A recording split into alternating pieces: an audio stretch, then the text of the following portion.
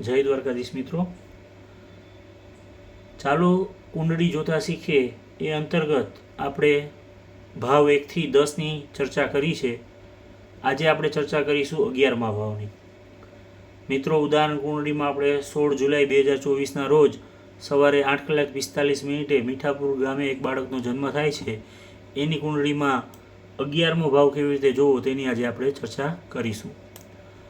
મિત્રો, અગાઉ આપણે જોયું છે તેમ આ પ્રથમ સ્થાન છે, દ્વિતીય સ્થાન, તૃતીય સ્થાન, ચતુર્થ સ્થાન, પંચમ સ્થાન, ષષ્ઠમ સ્થાન, સપ્તમ, અષ્ટમ, નવમ ભાવ, દસમ ભાવ. એન્ટી ક્લોકવાઇઝ આપણે દરેક ભાવ જોતા હોઈએ છીએ. આજે આપણે વાત કરીશું 11મા ભાવની. મિત્રો, આ 11મો ભાવ છે જેને આપણે લાભ સ્થાન તરીકે ઓળખીએ છીએ.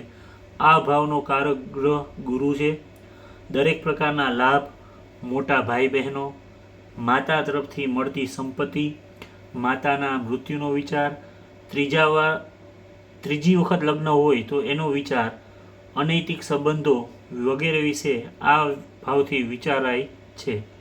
મિત્રો, શરીરના અંગો જેમ કે ડાબો હાથ, ડાબો કાન, ઢીંચણની નીચેનો પગ તથા ઘૂંટી વગેરે આપણે આ 11મા ભાવથી જોઈએ છીએ. આજના વિડીયોઝમાં આટલું જ. મિત્રો, આપને આ વિડીયોઝ ગમતા હોય તો જરૂરથી લાઈક કરો, તમારા મિત્રો સુધી ચેનલને પહોંચાડો, અને તમે જો હજી સુધી આ ચેનલને સબસ્ક્રાઈબ ન કરી હોય તો ચેનલને સબસ્ક્રાઈબ કરવા વિનંતી. જય દ્વારકાધીશ.